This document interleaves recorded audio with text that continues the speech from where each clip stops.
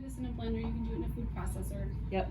Our Vitamix we really enjoy here just because when you do spinach in a smoothie, there's no spinach to be seen at the end. So when we've done kids classes, they don't even know there's spinach in there.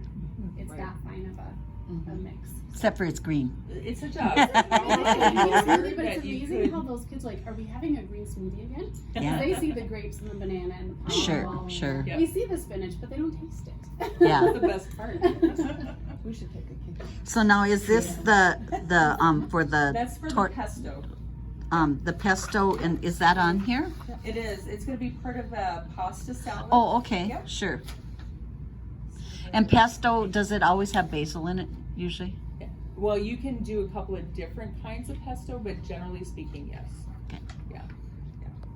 There, you can make a tomato pesto, which I did last year, which is I don't remember what region of Italy, but there's a region of Italy that uses fresh tomatoes to make a tomato pesto instead of the basil, but same kind of premise. Yeah.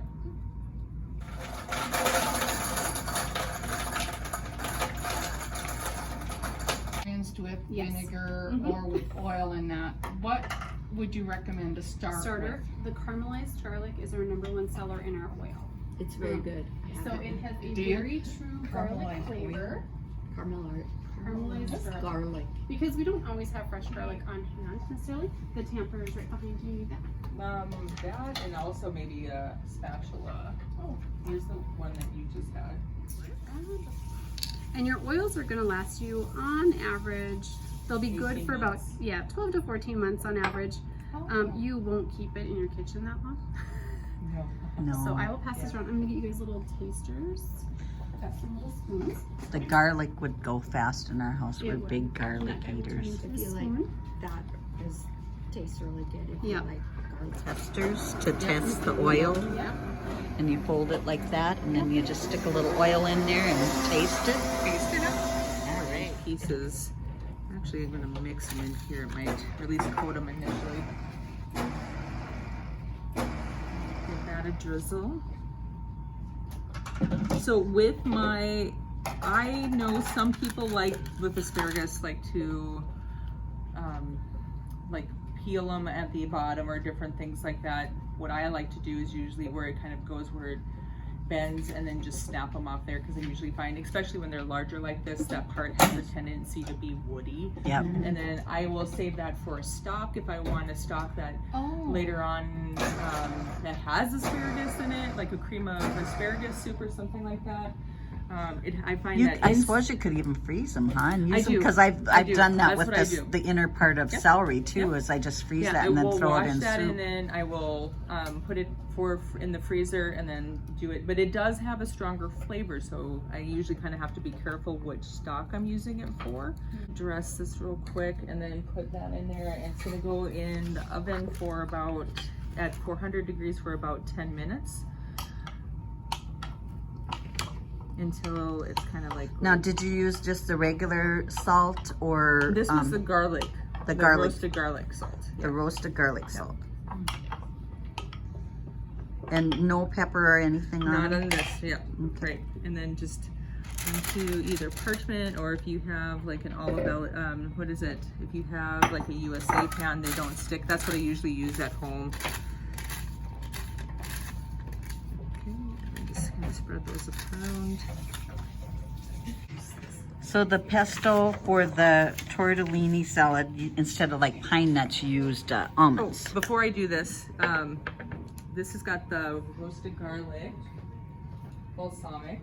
This is one of the things that I thought was a little bit unique for this recipe. So you have the 1/4 cup of that roasted garlic that's going in there. And then it also has 2 tablespoons of that garlic and herb that's going in there. Okay. And then we're going to go ahead and give that a toss.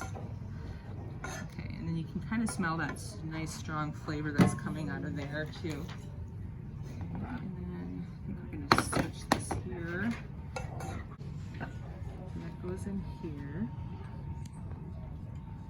Okay. And then Now that pesto, you didn't use pine nuts, you used almonds, right? correct, yep, correct. asparagus. Asparagus.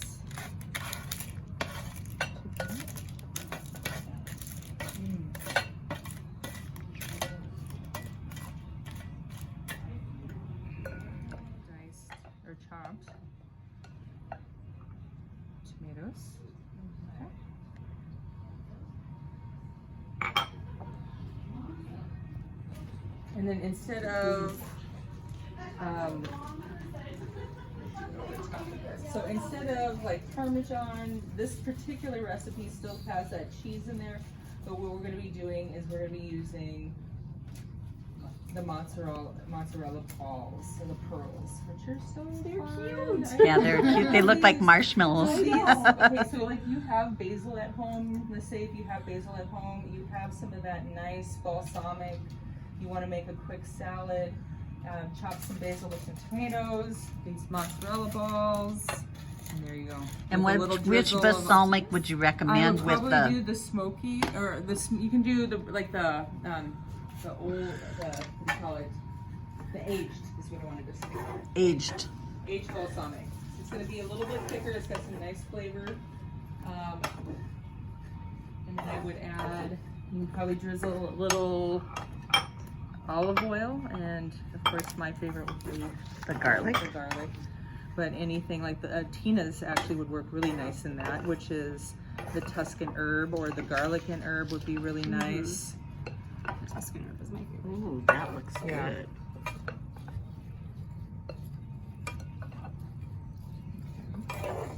Now, do you have to leave this set at all, or do you serve it kind of warm like that, or? You can leave this set a little bit. You can serve it warm too. Okay.